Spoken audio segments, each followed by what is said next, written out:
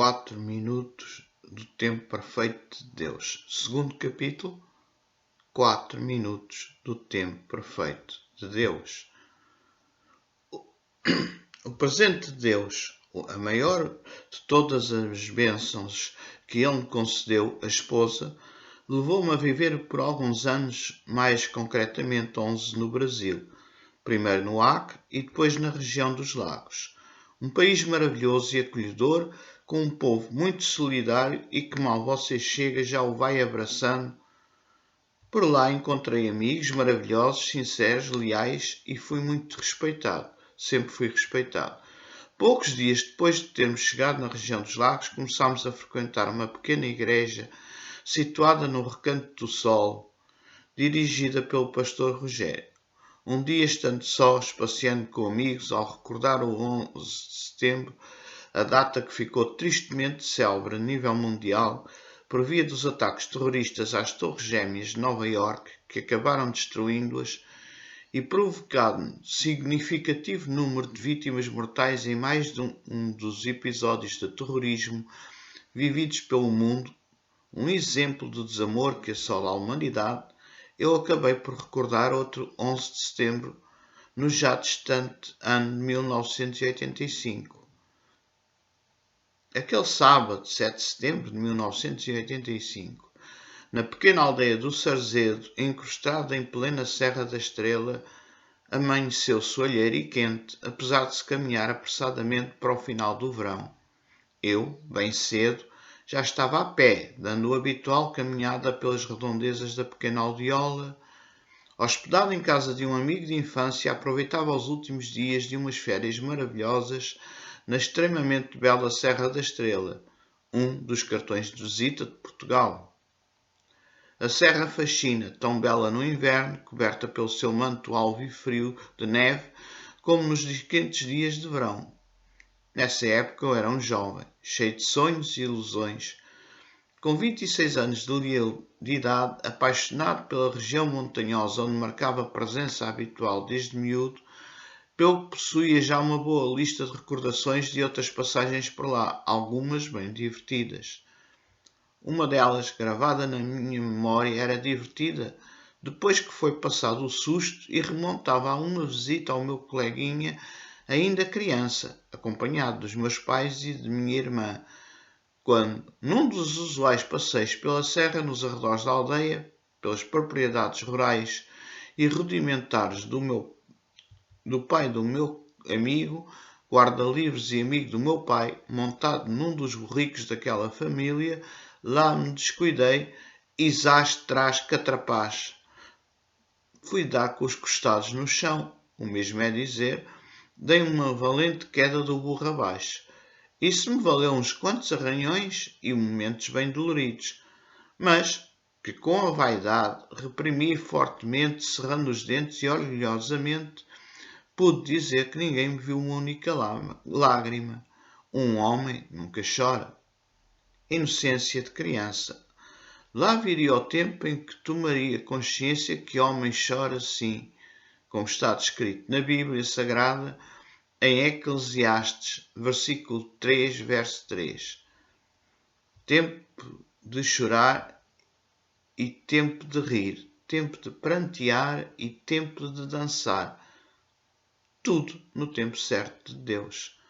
Regressando às memórias que guardo desse dia, quem chorou comovida foi minha irmã, com pena do mano e temendo que algo mais grave me tivesse acontecido.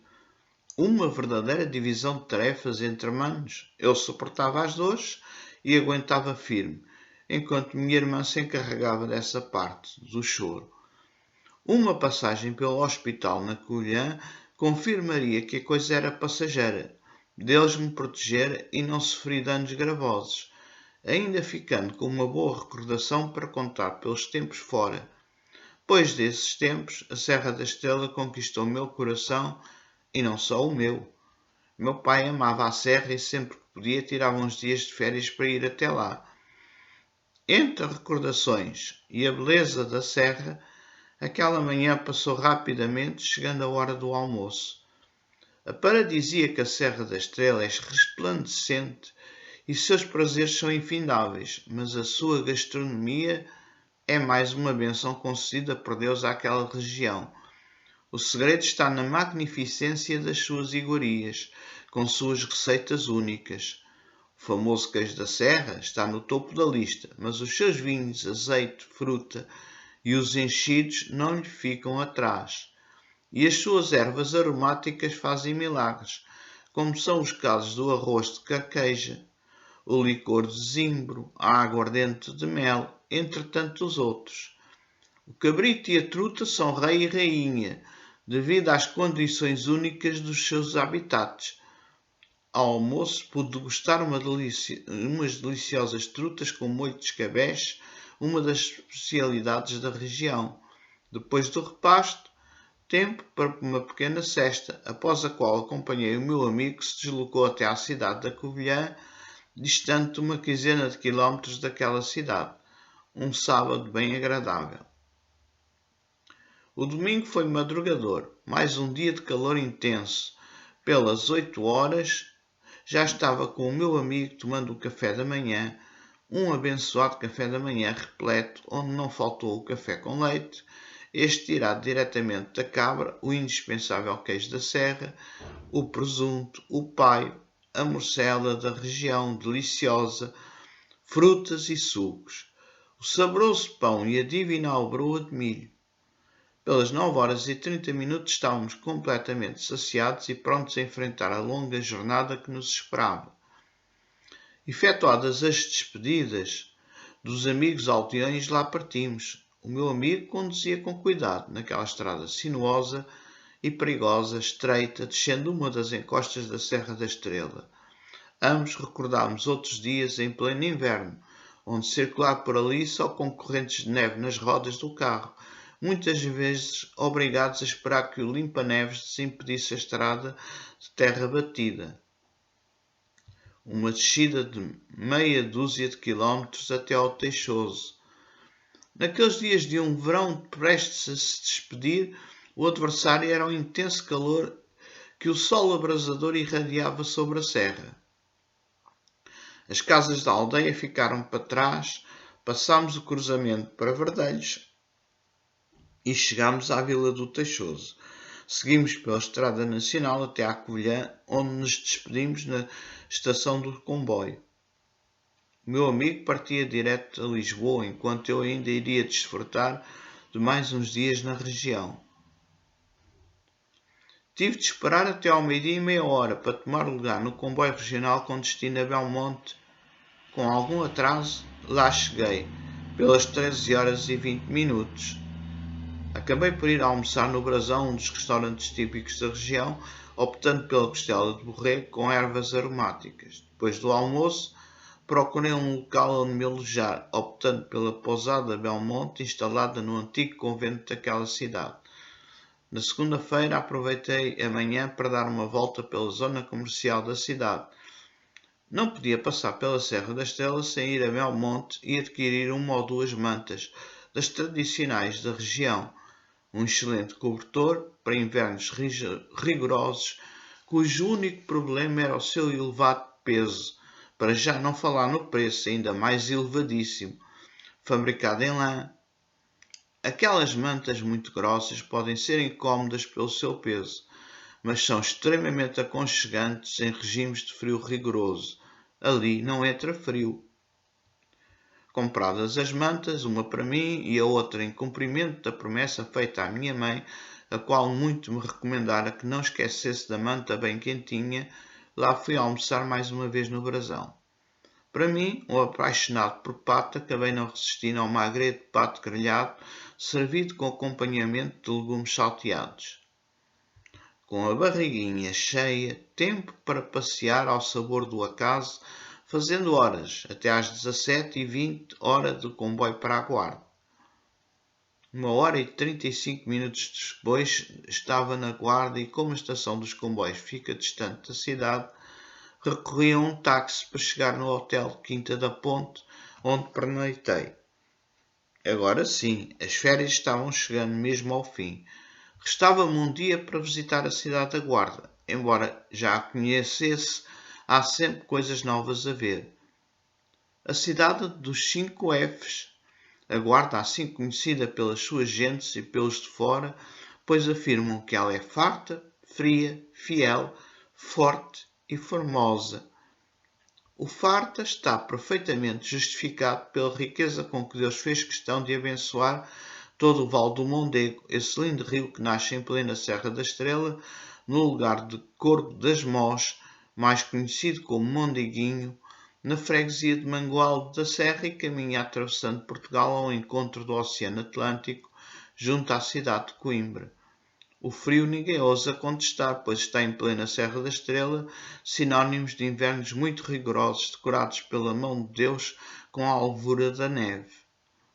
O fiel também é de justiça, pois foi ali que Álvaro Gil Cabral, o alcaide-mor do Castelo da Guarda e trisavô de Pedro Álvares Cabral, se recusou a entregar as chaves da cidade ao rei de Castela durante o desenrolar da crise de 1383 até 1385.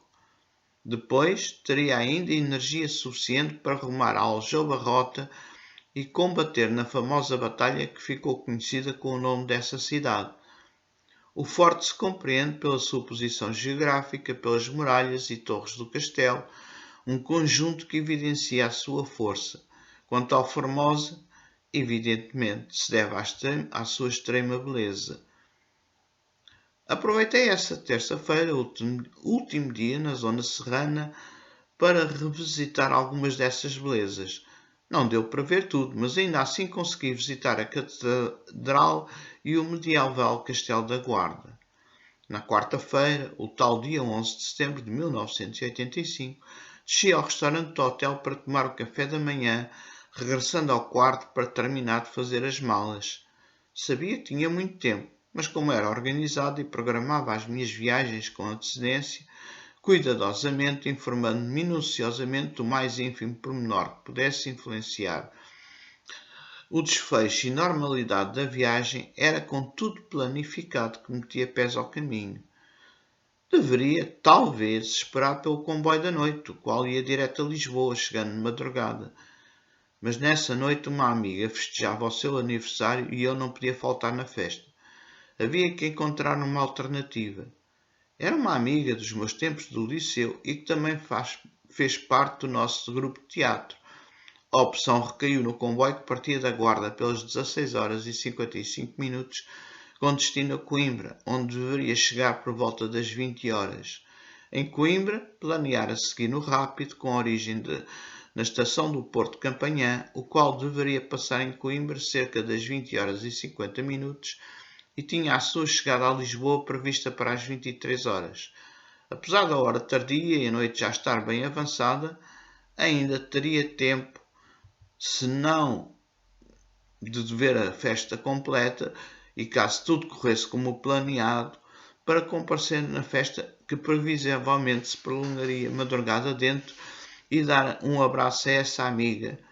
Esses eram os meus planos. Tratei das malas, esperei um pouco, até às 11 horas, para ir à recepção e acertar a conta com o hotel. Deveria deixar o mesmo até ao meio-dia. Deixei as malas guardadas na recepção e resolvi almoçar no restaurante do hotel. Fim do almoço, pela 1 hora da tarde, se bem que era muito cedo, decidi-me chamar um táxi e seguir para a estação do comboio.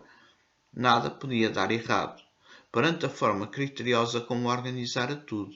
Tinha tempo de sobra para chegar à estação, para lá tomar o meu lanche antes de embarcar. Faltavam 3 horas para o comboio partir.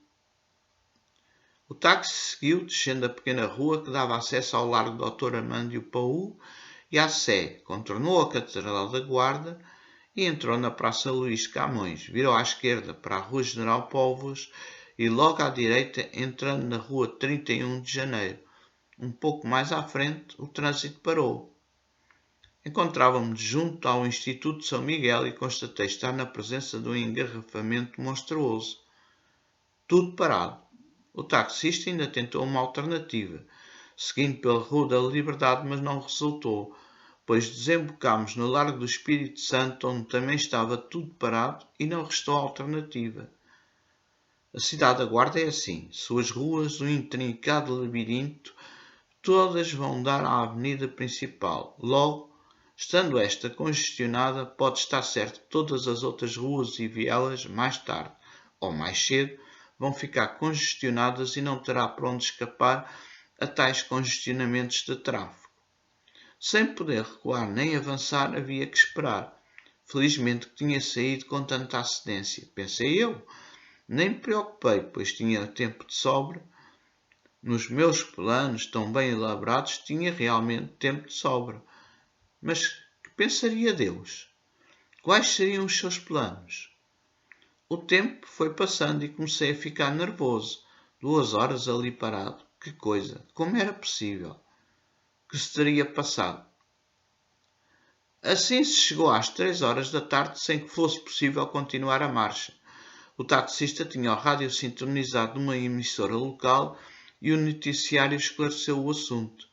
Rebentaram uma conduta de água no final da rua Paiva Conceiro e se formaram repuxos de água com mais de 3 metros. Esperavam os funcionários para fechar a água e reparar a rotura. Numa zona muito movimentada da cidade e com o aproximar da chamada hora de ponta, o caos no trânsito se instalou em toda ela. O relógio é que não se condescendia e continuava a avançar inexoravelmente. Vi os ponteiros assinalarem as 4 horas e comecei a ficar inquieto. Pouco tinha avançado. Certamente não teria tempo de lanchar no bar da estação, mas isso era ao menos. Podia muito bem comer qualquer coisa no comboio que deveria levar bar aberto. O que me preocupava era o avançar das horas e, apesar da grande antecedência com que saíra, começava a duvidar se conseguiria chegar a tempo de embarcar no comboio. Por fim, a esperança se reacendeu. O trânsito lá começou a avançar lentamente. Pelas 16 horas e 15 minutos, depois de uma eternidade, com tudo parado no engarrafamento de trânsito, como não havia memória na cidade. Normalmente daria para chegar a tempo, pois o trajeto até à estação não demoraria mais de meia hora, 40 minutos no máximo. Mas a andar tão devagar, lá conseguimos chegar à rotunda e seguir para a via rápida. Aí o táxi retomou a marcha normal e o taxista esmerou-se, acelerando o quanto podia dentro da margem de segurança. Prosseguimos pela Avenida Monsenhor Mendes do Carmo, passando sucessivamente pela Rua Dr. Martinho das Neves, pelos supermercados Lidl, Avenida Cidade de Salamanca, ultrapassámos a rotunda do Parque Pólis e desembocámos na Avenida da Estação.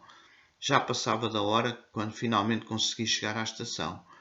Paguei o táxi e corri, na esperança de que o comboio estivesse atrasado, o que naquele tempo era habitual. Logo, naquele dia, ele resolvera sair à hora. Para meu desespero, ainda o vi, ao longe, a caminho da cidade de Coimbra, deixando a guarda para trás. Entrei na estação 4 minutos depois da hora da partida do comboio. Estava fulo. Planos tão bem elaborados. Estava verdadeiramente aborrecido e me lamentando. Teria de esperar pelo comboio da meia-noite, direto a Lisboa, e passaria a noite em viagem, não tendo possibilidade de comparecer na festa da minha amiga. Estava irritado e não compreendia como era possível perder o comboio e naquele dia a cidade da Guarda ter ficado totalmente bloqueada, o seu trânsito bloqueado. Levei bastante tempo até começar a me acalmar. Contrariado, teria de me convencer. Não havia possibilidade de voltar atrás, muito menos podia fazer recuar o comboio. No entanto, mais uma vez as contas seriam frustradas e nem mesmo no comboio da noite haveria de seguir. Estava tão irritado que era melhor ninguém se aproximar de mim. Naquela altura não podia compreender. Ainda não tinha conhecimento dos trágicos eventos que haveriam de se desenrolar naquele dia. Acabei por ficar na estação, sem atinar com o rumo a seguir.